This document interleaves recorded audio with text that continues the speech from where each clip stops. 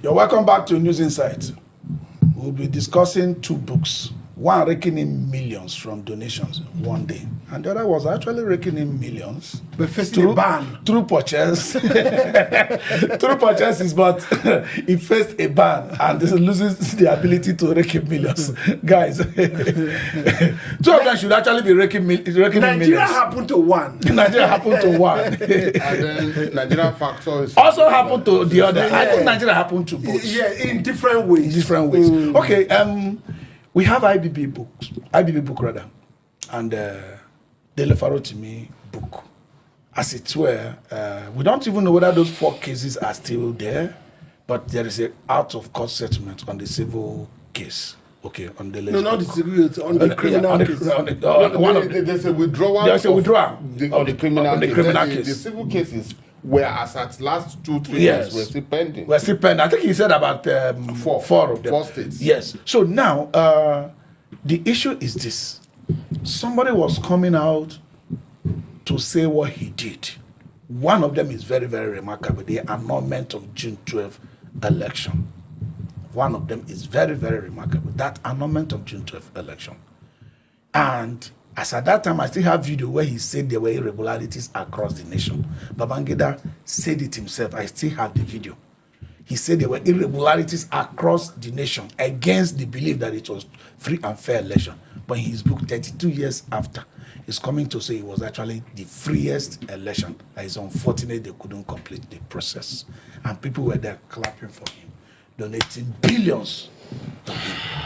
Why the same authority and system is demonizing a book written by a man who had come out to say there is no single line in his book, that he didn't write that book in a beer parlor. What Nigeria are we having? That's why we say Nigeria happened to both. What Nigeria are we having, Eli? We are having a Nigeria where evil is being celebrated. When you have a country where somebody suddenly becomes very powerful and become very wealthy, and the next thing is being celebrated, and nobody wants to know the source of his wealth. When you have a country where the mighty and highly connected can kill and it will be swept under the carpet. When you have a country where money will be budgeted, released for a project that will serve the entire population, and then the project, there's no site even, talk of being achieved. And then yet, such a person will be working, such a group of people will be working freely and then vying for political offices, and you see people clapping for them. When you have a country where people will wake up and say it's their turn to become leaders, not because of their past record or because of the manifestos they have for the future. When you have a country where the security, the apparatus of the state is being used for personal gain by certain people, and then the general population will be denied. A particular person is going about with police, with Air Force, with this and that, and then you have crisis like I mentioned not too long ago, somewhere here in Abuja, and it took over 3 hours, and you have to go to the police station to report, and the police will tell you they don't have fuel, or they will ask you questions they should be there to investigate. You understand? But if it happened, if that happened to somebody in power, they will put all. Remember when they kidnapped the retired? Is it AIG's wife? AIG's wife in Ogun State. You could see the speed and the technicality and the professionalism the police used in recovering, in securing her release and apprehending the culprits. So this is the kind of country we have. Who is Dele Farotimi to condemn the kind of evils these men are doing to the country? Babangida is a key player in this kind of evil. So, Kingsley, the book that will enlighten Nigerians, the book that repudiated the terrible judicial system we have today, is banned or settled in some form such that the circulation will not continue. And the book that epitomizes the praising and honoring of evil is being allowed to circulate. What Nigeria do we have? A Nigeria where no matter how the money is stole, they will give you chieftaincy title. A Nigeria where no matter how you have defrauded government, they will re-elect you back. That's the Nigerian we have. And let me also tell you one thing. The people doesn't get, it's not the leader that epitomizes the people. It's the people that epitomizes the kind of leader that they have or the kind of leadership that they have. According as the people are, they get a leader. That's right. They don't get a leader because the leader is corrupt and not corrupt the system. No. The people will first of all corrupt. A leader is a fair representation of the people. Of who the people are. What they do. Because if you go from the hospital to the police station to any public place where service, or to the university, federal government university, polytechnics, I mean all the likes, is a true representation of how Nigeria is. Drive on our roads, people beat traffic anyhow. People turn, there's a lane that is shared into two. You are coming this way. But now, this is also calling the question to what we are saying. Yes. You can't build people from being lawbreakers to law-abiding citizens without having reward and punishment mechanism in place. Yes. And now the punishment mechanism, the focal, I can say the nucleus of it is the judiciary. Yes. Now the judiciary, we have a book that repudiated the entire system. One man picked it, a very powerful man, picked it and said his name is being slandered or whatever. And now the book, the Nigerians can't buy the book anymore. No, all over the world, people can buy all over the world. It should have been a book that is of international repute. A bestseller. It should have been a book that the whole of Africa should have leaned on and tried to check it with their system. Okay, Eli, let me come to you. There is a lot of cowardice around IBB's book. You know, trying to be evasive. Some people were trying to save Abiola in order to protect his life and all that. Some people were against Abiola, but he was the commander-in-chief. And also trying to paint Abacha as somebody who didn't want Abiola. But Abacha is no more to speak for himself.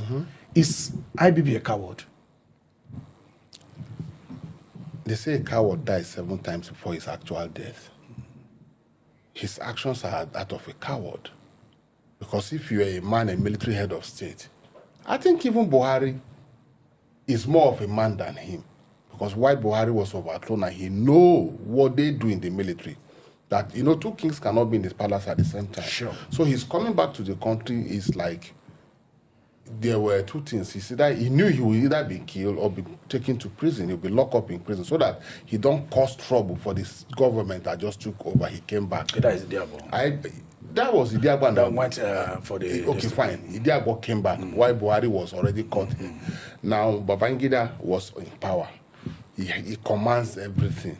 Today, 32 years later, he's trying to make us believe that one of the reasons why he allowed them, if he claimed he was not the one that even annulled the election, why one of the reasons he allowed it to be is because he was afraid for his life. Not that he was afraid of Abacha, and he was afraid for certain people. And he was trying to favor certain persons like Abacha and the northern elites. In a country where you took oath to protect, to defend, the constitution. By constitution.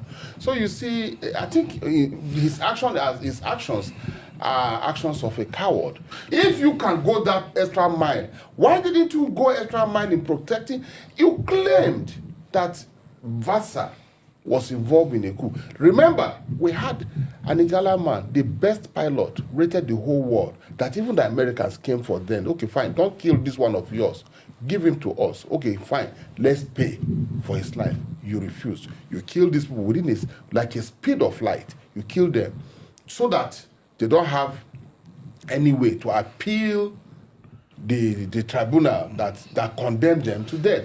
Now, in the same country, as powerful as you were still, because of one technical. So, Babangida had, they were much younger then, and they were saying Maradona. I think he can still dribble us.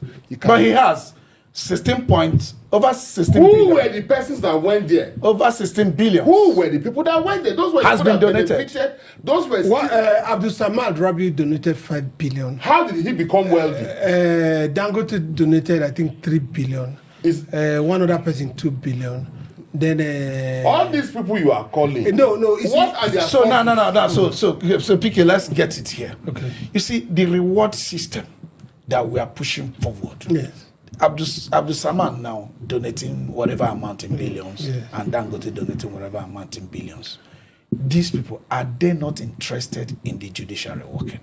What kind of reward system are they establishing? No, they are not interested in judiciary. The work of the judiciary is not their own. Their work is to do business and make money. They are not into policy formulation, policy enactment, or policy implementation. That's not what they are into. Do you know why I'm coming? Because if Buhari, Babangida is to be in power, we'll say, oh, maybe they are trying to buy his favor, things like that. Babangida is no more in power. No, they are just trying to... What is this urge to donate? They are just trying to pay back what has paid them at that particular point. You see, if Babangida said he didn't have the wherewithal or the authority or whatever to do what he was supposed to do, since he knew the plan of what people that were coming in, let me tell you what Obasanjo did. When Obasanjo came in 1999, he retired every military officer that has had any political position. Yeah. That's the best way to do it. Yes. What he would have done, if really he meant well for Nigeria at that particular time, was to have retired their all serving heads of military formation, all the GOCs, before giving us an interim president. Exactly. He knew what he was doing. It was one word, they would be gone. Abacha was not to rule Nigeria or make sure that Abacha stays back. No, it was just a transmission. Okay, now, the event was attended by almost all the high and mighty. La cream de la cream. These are people who benefit from a society where the judiciary is in their tools. It's a tool in their hand.